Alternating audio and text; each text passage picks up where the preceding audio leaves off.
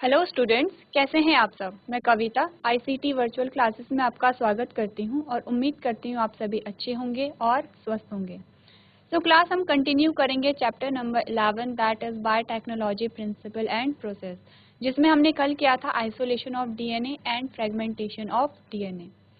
तो fragmentation of DNA में हमने देखा था कि फ्रेगमेंटेशन ऑफ डीएनए में क्या हो रहा था, डीएनए के फ्रेगमेंट हो रहे थे, डीएनए को स्मॉल पीसेस में काटा जा रहा था और किसकी हेल्प से हमने किया था, ये जेनेटिक सीजर की हेल्प से हमने किया था।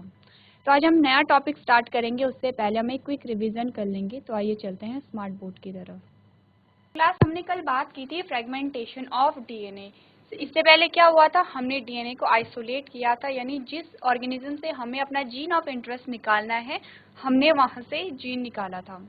तो किसी भी ऑर्गेनिज्म से जीन यानी कि पीस ऑफ डीएनए को निकालने की जो प्रोसेस है उसे हमने कहा था आइसोलेशन ऑफ डीएनए। आइसोलेशन हमने जब कर लिया था, हमारे पास डीएनए पूरा का पूरा जो डीएनए है वो आ गया था। इसमें से हमें क्या करना था, एक पीस ऑफ जीन निकालना था, यानी हमें एक पर्टिकुलर जीन निकालना था, एक विशिष्ट जीन निकालना था। मैंने आपको क्या बताया था, हमारे पास पूरा जो डीएनए है पूरा का पूरा फ्रेगमेंट हमारे पास आ गया, ये डीएनए का फ्रेगमेंट है। अब यहाँ पे कहीं क्या होगा, हमारा जीन ऑफ इंटरेस्ट होगा, ये वाला जो पोर्शन होता है ये हमारा क्या है, जीन ऑफ इंटरेस्ट है। और इस पोर्शन को हमें यहाँ से क्या करना है, रिमूव करना है, अलग करना है। तो उसके लिए हमें क्या करना पड़ेगा, जीन को काटना पड़ेगा, जीन के जो डीएनए को काटना पड़ेगा। डीएनए को हमें क्या करना पड़ेगा, यहाँ से डीएनए के पीस करने पड़ेंगे, यानी यहाँ से और यहाँ से कट लगाना होगा, जिससे कि हमारा जो जीन ऑफ इंटरेस्ट है वो हमारे पास आ जाए। तो इसके लिए हम किसका यूज करते हैं, हम किसी भी चीज को काटते हैं तो हम सीजर का वहां पे यूज करते हैं। और यहाँ पे ये जो प्रोसेस हो रही है ये कहाँ पे हो रही है, हमें क्या करना है, जेनेटिक मटेरियल की कटिंग करनी है। तो उसके लिए हमें क्या चाहिए, हमें जेनेटिक सीजर की आवश्यकता होगी, जिसे हमने मॉलिक्यूलर सीजर भी कहा था और रिस्ट्रिक्शन एंडोन्यूक्लियस भी कहा था।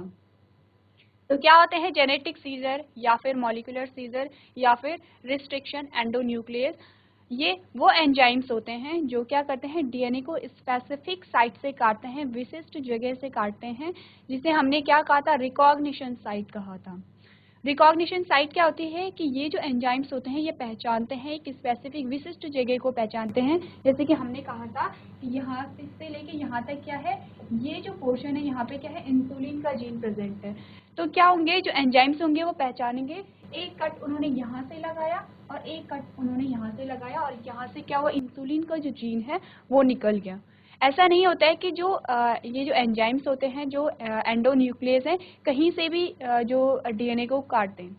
कहाँ से काटेंगे, स्पेसिफिक साइट से काटते हैं और इन स्पेसिफिक साइट यानी विशिष्ट जगह से काटते हैं। इसी विशिष्ट जगह को हमने क्या कहा था, रिकॉग्निशन साइट कहा था। उसके बाद हमने क्या बात की थी, हमने कहा कि जो यहाँ पे रेस्ट्रिक्शन एंडोन्यूक्लियस होता है या फिर रिस्ट्रिक्शन एंजाइम्स होते हैं, कितने प्रकार के होते हैं, दो प्रकार के होते हैं, एक्सोन्यूक्लियस और एंडोन्यूक्लियस।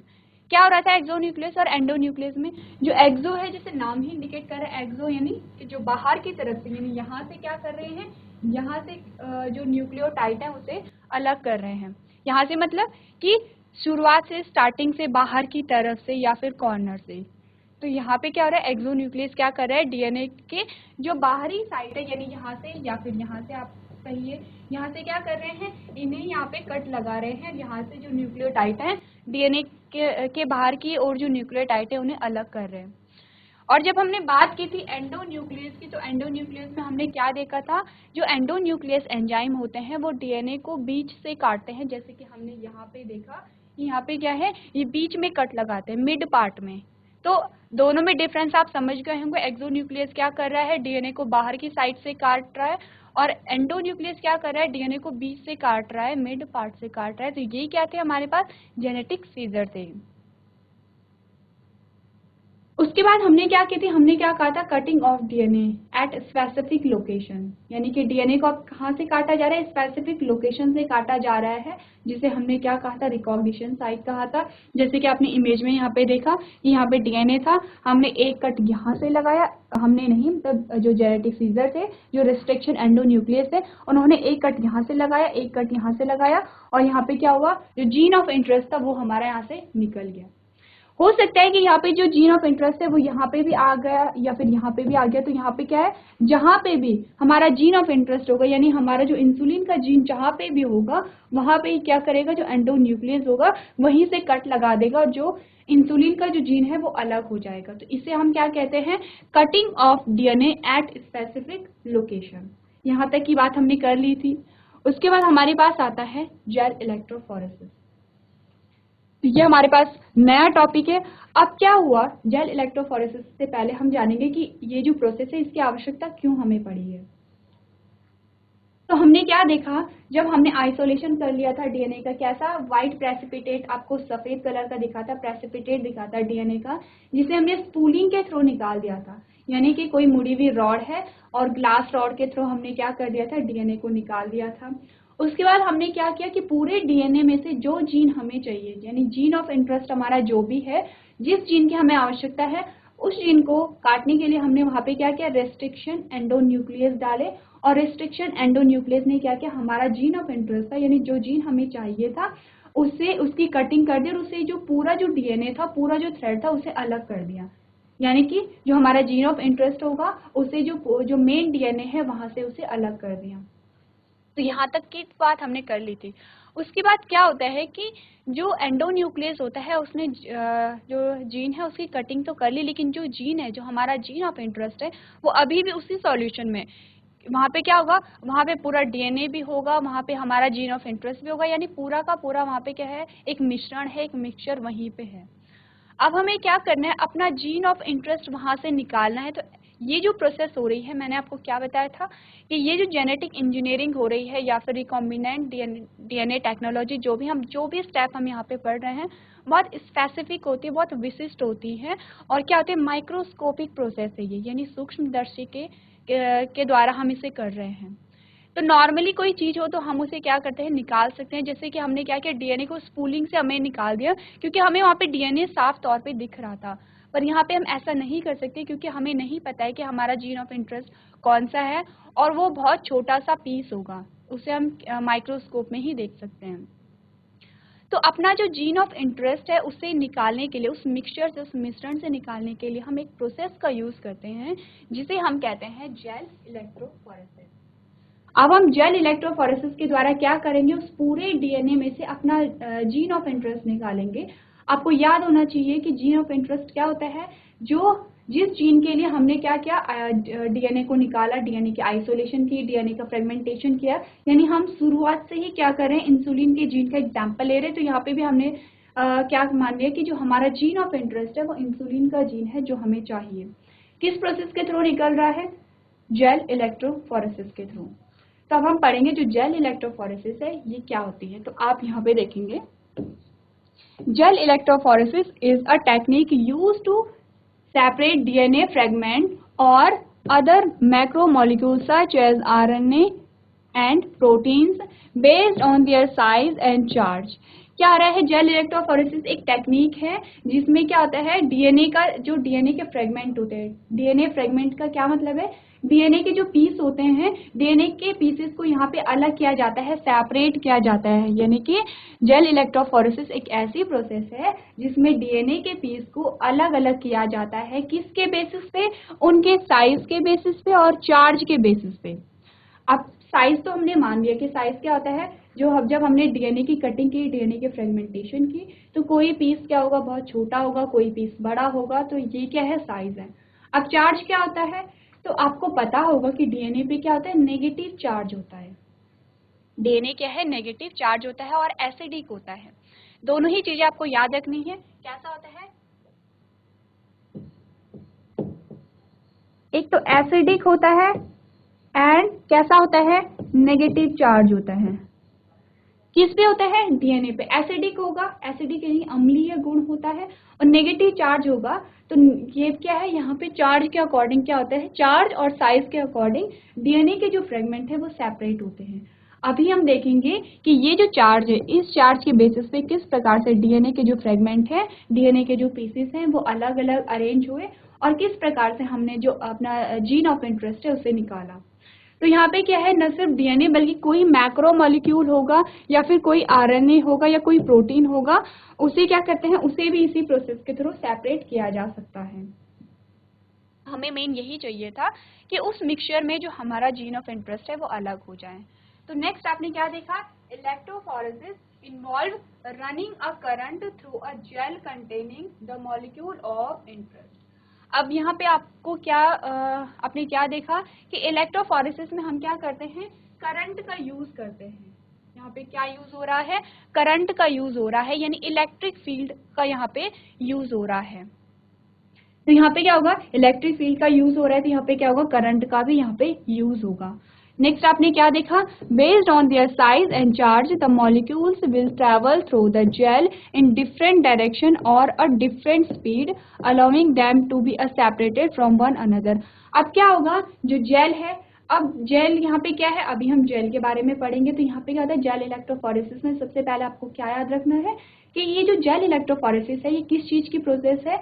यहाँ पे जो डीएनए के पीस होते हैं, डीएनए के फ्रेगमेंट होते हैं, वो सेपरेट होते हैं किसके बेसिस पे, चार्ज के बेसिस पे, यानी उन पे क्या चार्ज है, क्या आवेश है, और किसके बेसिस पे, साइज के बेसिस पे, उनके आकार के बेस पे। क्योंकि यहाँ पे आपने देखा, अगर आप किसी भी चीज की कटिंग कर रहे हो तो उनके आकार में चेंजेस आएंगे, कोई बड़ा होगा, कोई छोटा होगा। और चार्ज यानी कि आवेश क्या है, आवेश क्या है, ऋणात्मक, यहाँ पे हमने बात की है, यानी नेगेटिव चार्ज है किस पे, डीएनए पे। तो डीएनए यहाँ पे क्या होगा, इलेक्ट्रोफोरेसिस में क्या होगा कि डीएनए के जो अलग अलग पीस हैं, अलग अलग फ्रेगमेंट है, वो क्या होंगे, सेपरेट होंगे चार्ज के बेसिस पे, साइज के बेसिस पे। सेकेंड बात आपने क्या याद रखनी है कि यहाँ पे जेल इलेक्ट्रोफोरेसिस में क्या होगा, इलेक्ट्रिक फील्ड यहाँ पे हम क्रिएट करेंगे, यानी कि यहाँ पे किसका यूज हो रहा है, करंट का यूज हो रहा है। तो यहाँ पे क्या होता है कि जब यहाँ पे डीएनए को यहाँ पे इलेक्ट्रोफोरेसिस में रखा जाता है, तो जो डीएनए के जो मॉलिक्यूल्स हैं वो अलग अलग स्पीड से ट्रैवल करते हैं, अलग अलग स्पीड से वहाँ पे क्या होते हैं, चलते हैं, और यहाँ पे क्या हो जाते हैं, स्पीड और उसके साइज के अकॉर्डिंग यहाँ पे अरेंज हो जाते हैं। तो ये क्या है, जेल इलेक्ट्रोफोरेसिस की डेफिनेशन है, इसे आप अपनी कॉपी में नोट करेंगे।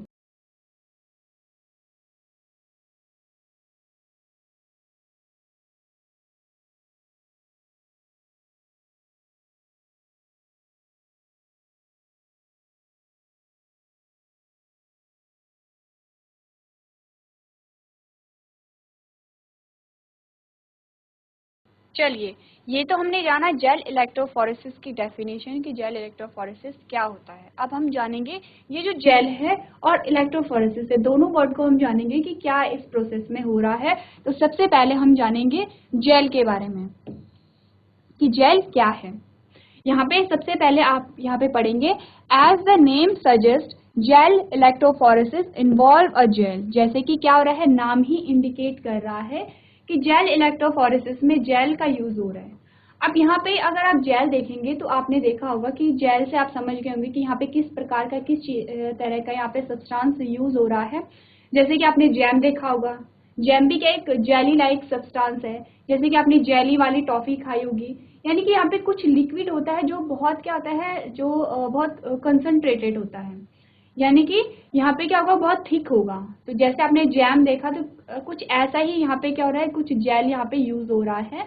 तो आपने क्या देखा, और यहाँ पे क्या एग्जांपल आप देख सकते हो जेल के, जैसे आपने एलोवेरा देखा होगा, तो एलोवेरा का जो जो बीज का आप निकालते हो, जो बीज का जो जेल निकालते हो, कुछ ऐसा ही पदार्थ यहाँ पे यूज हो रहा है। तो यहाँ पे क्या है, जैसे नाम इंडिकेट कर रहा है कि इलेक्ट्रोफोरेसिस में जेल का यूज हो रहा है। उसके बाद आप देखेंगे, a slab of a jello like material gel for DNA separation are often made out of a polysaccharide called agarose. अब ये जो जेल बना होता है, ये जेल किससे बना होता है, पॉलीसेकेराइड से बना होता है, जिसका नाम क्या है, एग्रोज है। आपको नाम याद रखना है कि जब भी यहाँ पे क्या हो रहा है, जेल इलेक्ट्रोफोरेसिस हो रही है डीएनए सेपरेशन के लिए, यानी डीएनए फ्रेगमेंट सेपरेशन के लिए, डीएनए के पीसेस के विभाजन के लिए यहाँ पे जो जेल यूज हो रहा है वो क्या है, उसका नाम क्या है, एग्रोज जेल हम कहते हैं। पूरा नाम क्या है, एग्रोज जेल। उसके बाद ये जो एग्रोज जेल है ये हमें कहाँ से प्राप्त होता है, ये हमें प्राप्त होता है एल्गी से। ये आपको ये भी याद रखना है कि ये कहाँ से हमें प्राप्त होगा, एल्गी से। और किस प्रकार की एल्गी से होगा, रेड एल्गी से। ये आपको याद रखना है कि ये किस प्रकार की एल्गी से प्राप्त हो रहा है, रेड एल्गी से।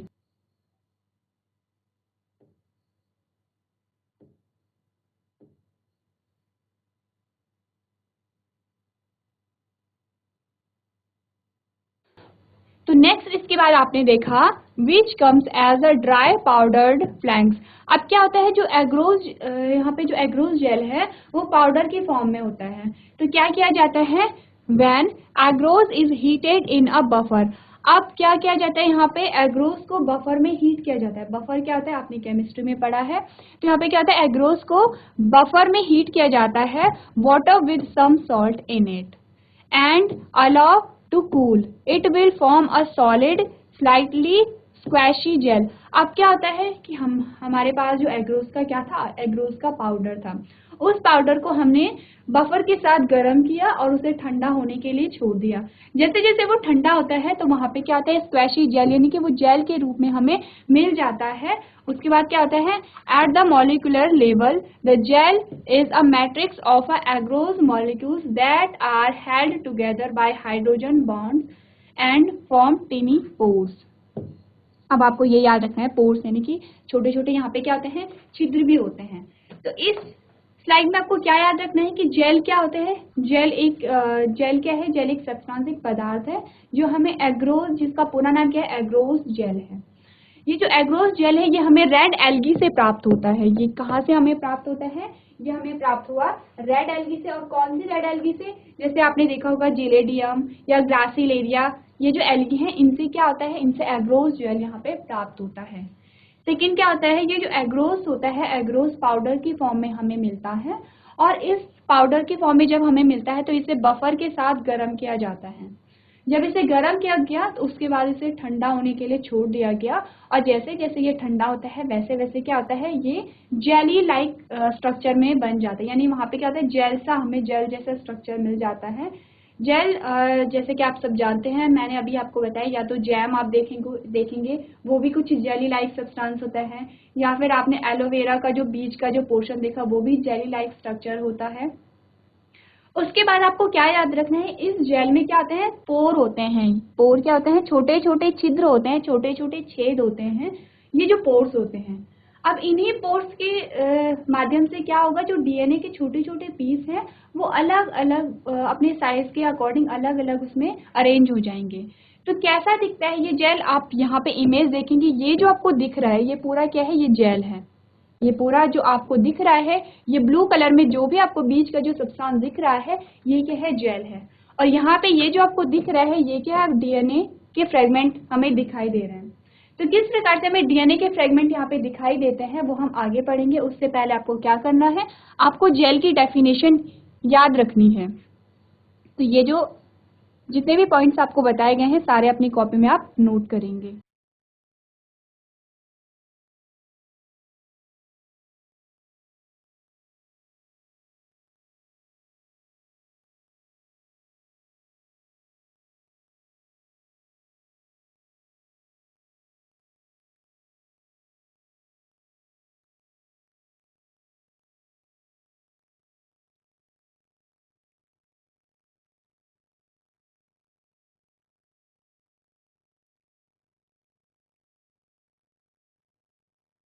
चलिए, ये आपने जाना, सबसे पहले आपने देखा जो जेल इलेक्ट्रोफोरेसिस होती है उसकी डेफिनेशन देखी। उसके बाद आपने देखा कि जो जेल इलेक्ट्रोफोरेसिस, अभी तक हमने किसके बारे में पढ़ा, जेल के बारे में पढ़ा।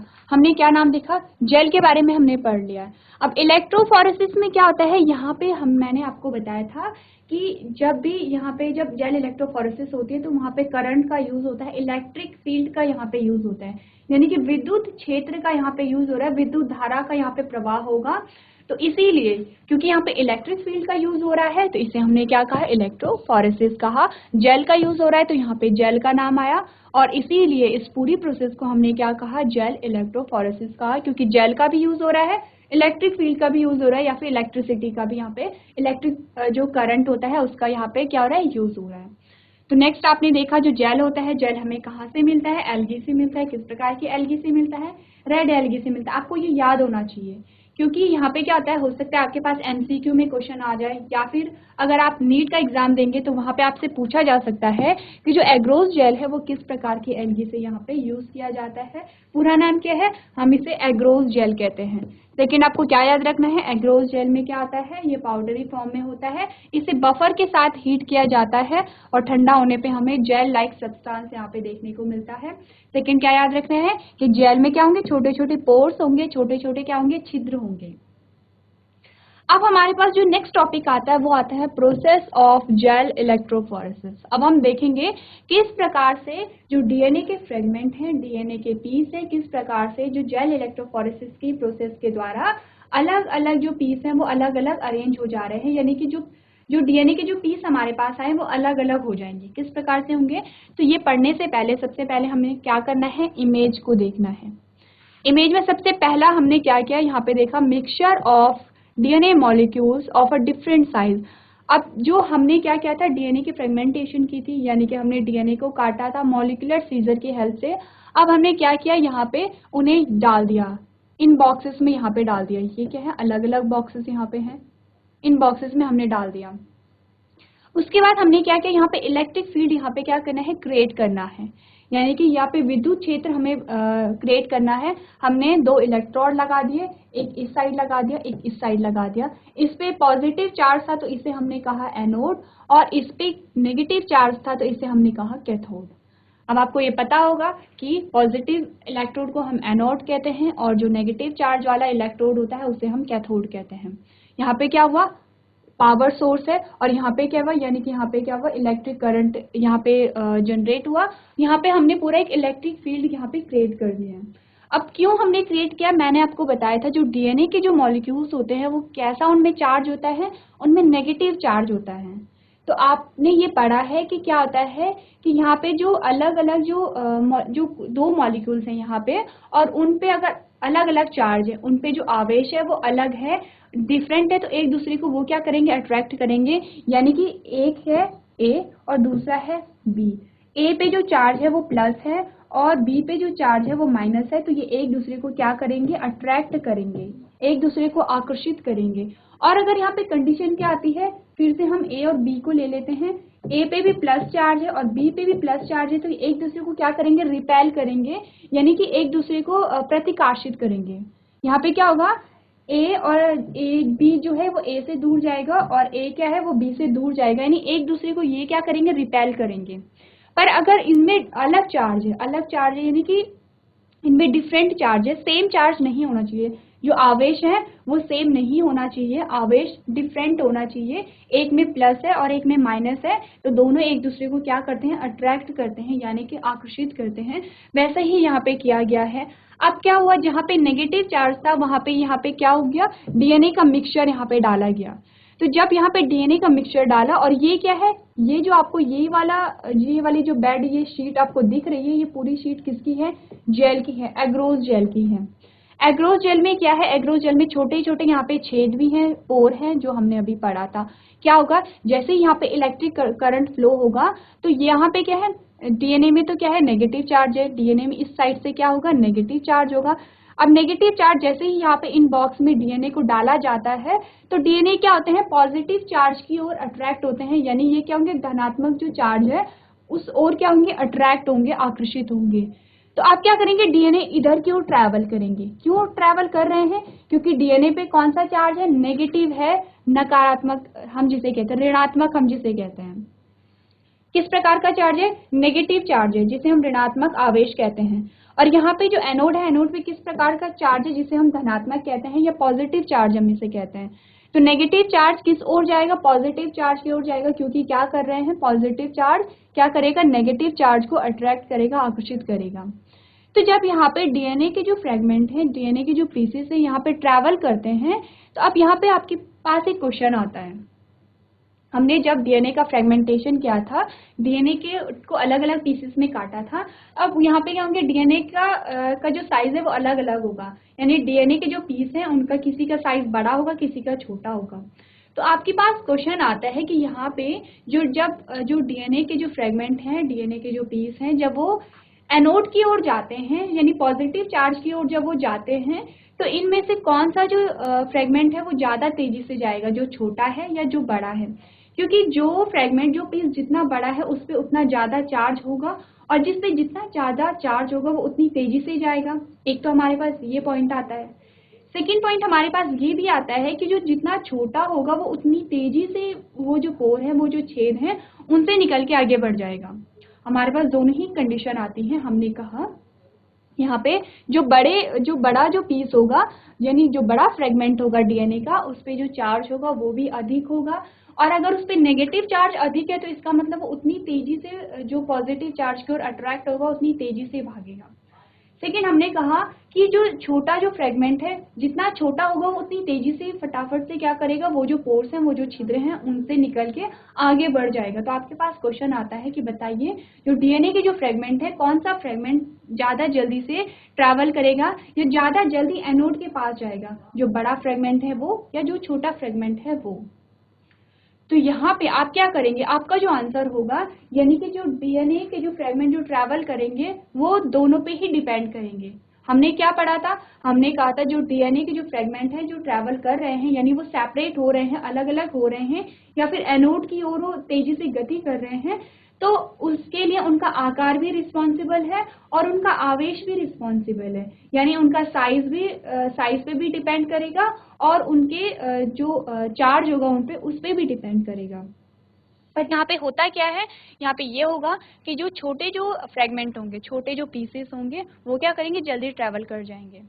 तो आपकी बुक के अकॉर्डिंग तो क्या होगा यहाँ पे कि जो साइज है, साइज के अकॉर्डिंग जो छोटे साइज के जो फ्रेगमेंट होंगे वो जल्दी ट्रैवल करेंगे, वो जल्दी क्या करेंगे, एनोड के पास पहुँचेंगे।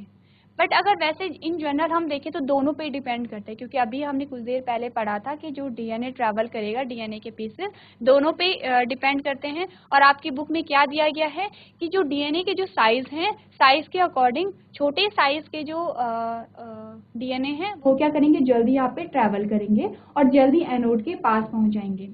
तो यहाँ पे क्या हुआ, पहली इमेज में हमने क्या देखा, हमने डीएनए को यहाँ पे डाला और डीएनए ने क्या किया, डीएनए ने एनोड की ओर गति शुरू कर दी।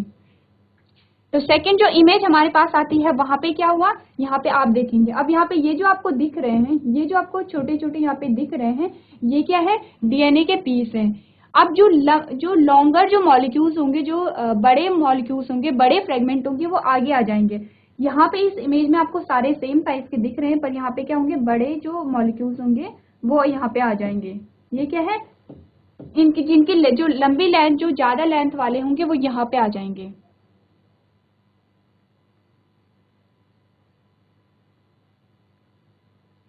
जो आगे कौन होंगे, जिनकी लेंथ अधिक होगी वो आगे आ गए।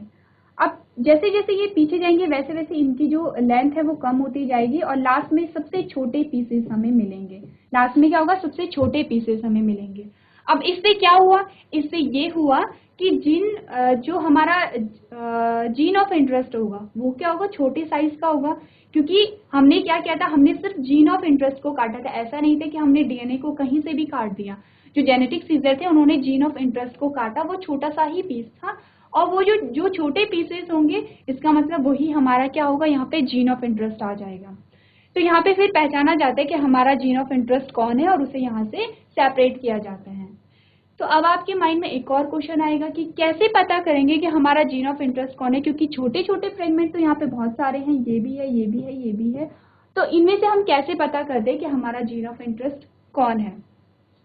तो जब आप हायर क्लासेस में जाएंगे, जब आप हायर स्टडी करेंगे, जैसे कि आप मेडिकल की स्टडी करेंगे या फिर आप रिसर्च में जाएंगे, तो तब आपको बताया जाता है कि किस प्रकार से यहाँ पे हम अपने जीन ऑफ इंटरेस्ट को पहचानते हैं, उसे आइडेंटिफाई करते हैं।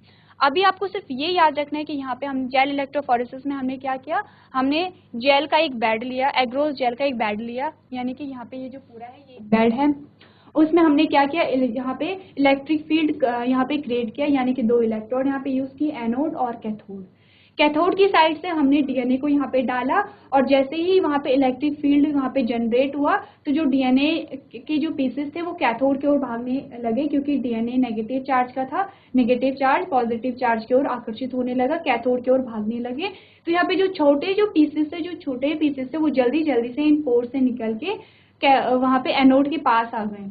तो हम यहाँ पे क्या हो गया, अलग अलग जो डीएनए के फ्रेगमेंट थे वो अलग अलग हो गए। अब हमारे पास क्या है, डीएनए के फ्रेगमेंट अलग अलग आ गए हैं। क्यों? क्योंकि यहाँ पे क्या है, उसके साइज के बेसिस पे, उसके चार्ज के बेसिस पे ये अरेंज हो गए हैं। अब क्या हो गया है, पूरा जो डीएनए के पीसेस हैं वो मिक्सचर नहीं है, मिश्रण नहीं है, अलग अलग पीसेस हमें यहाँ पे मिल गए हैं। यही क्या है, जेल इलेक्ट्रोफोरेसिस की प्रोसेस है।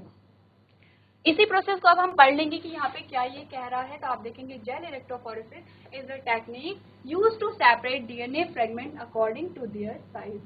क्या आपको बताया जा रहा है कि जेल इलेक्ट्रोफोरेसिस एक प्रोसेस है जिसमें डीएनए के पीसेस उनके आकार के आधार पर अलग अलग हो जाते हैं, सेपरेट हो जाते हैं। तो क्या किया हमने यहाँ पे, हमने किया DNA samples are loaded into wells. Wells क्या है, ये है, ये जो बताए गए हैं यही क्या है, यही यहाँ पे वेल्स है। उसके बाद आपने क्या देखा, at one end of a gel and an electric current is applied to pull them through the gel. क्या बताया जा रहा है, यहाँ पे इलेक्ट्रिक करंट को क्रिएट किया गया है जिससे कि वो क्या, जो डीएनए के जो मॉलिक्यूल्स होंगे वो उनमें क्या हो जाएगी, गति हो जाएगी। नेक्स्ट आपने यहाँ पे देखा, DNA fragments are negatively charge so they move towards the positive electrode. यहाँ पे क्या होता है, डीएनए जो फ्रेगमेंट होते हैं वो नेगेटिवली चार्ज होते हैं, इसीलिए वो क्या करते हैं, पॉजिटिव इलेक्ट्रोड की ओर गति करने लग जाते हैं। नेक्स्ट आप पढ़ेंगे, because all DNA fragments have the same amount of charge per mass, small fragments move through the gel faster than the large one. यानी कि यहाँ पे क्या हो रहा है, इसने बताया कि हर एक फ्रेगमेंट में जो चार्ज है वो इक्वल है, यानी कि बराबर है, इसीलिए क्या होगा, जो छोटे जो फ्रेगमेंट होंगे वो क्या करेंगे, जल्दी जल्दी से मूव करेंगे और जो एनोड है उसके पास आ जाएंगे। उसके बाद हमने देखा, when a gel is stained with a DNA binding dye. अब यहाँ पे क्या हुआ, यहाँ पे जो इलेक्ट्रोफोरेसिस की जो प्रोसेस है वो यहाँ तक हमने देखी। इलेक्ट्रोफोरेसिस की जो प्रोसेस है वो यहाँ तक हमने देखी। अब क्या होता है, ये जो स्मॉल पीसेस यहाँ पे अरेंज हो गए हैं, ये जो आप देख रहे हो यहाँ पे स्मॉल पीस, डीएनए के जो स्मॉल पीसेस यहाँ पे जो अरेंज हो गए हैं वो अभी हमें दिखाई नहीं देंगे। इन्हें देखने के लिए हमें यहाँ पे एक डाई का यूज करना पड़ेगा, और डाई यूज करने के बाद हमें यहाँ पे क्या करना पड़ेगा, यूवी लैंप का यूज करना पड़ेगा, तभी हमें यहाँ पे क्या होगा, डीएनए दिखाई देगा। यानी जेल इलेक्ट्रोफोरेसिस में जो डीएनए के पीसेस हैं वो अलग अलग हो गए हैं, अब हमें उन्हें देखना है। तो यहाँ पे हमने क्या देखा, हमने यहाँ पे ये वाली लाइन आप पढ़ेंगे कि when a gel is stained with a DNA binding dye. अब क्या होता है कि यहाँ पे एक डाई डाली जाती है, एक डाई को यहाँ पे ऐड किया जाता है, और उस डाई का जो नाम है वो क्या है, वो है एथिडियम ब्रोमाइड।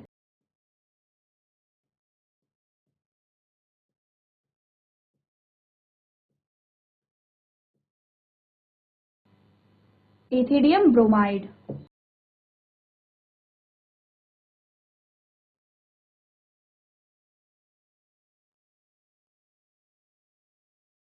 अब ये जो नाम है डाई का, एथिडियम ब्रोमाइड, ये आपको याद रखना है क्योंकि आपकी बुक में ये नाम दिया गया है।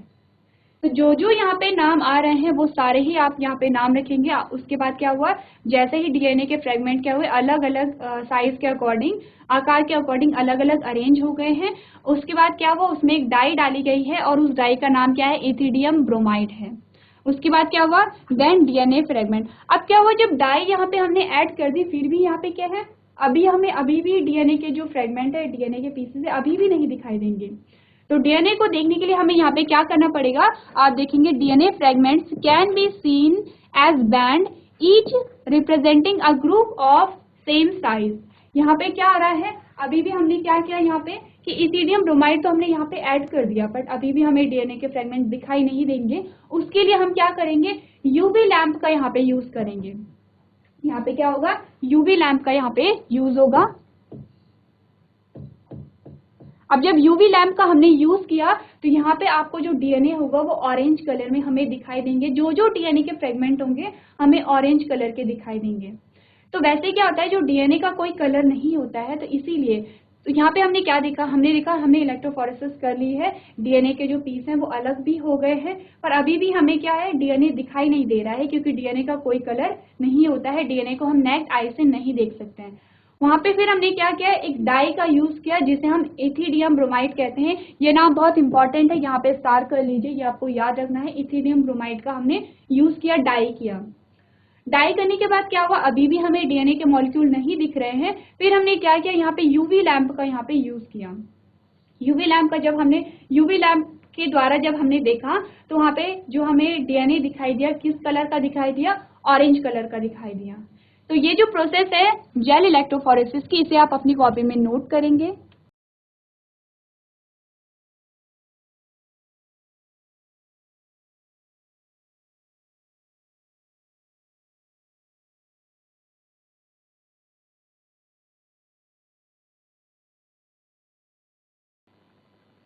सो क्लास आज हमने पढ़ा जेल इलेक्ट्रोफोरेसिस के बारे में। आई होप जो भी मैंने आपको समझा है आपको समझ में आया होगा। तो आज के सेशन में हम इतना ही करेंगे। अभी तक क्लास में बने रहने के लिए आपका धन्यवाद।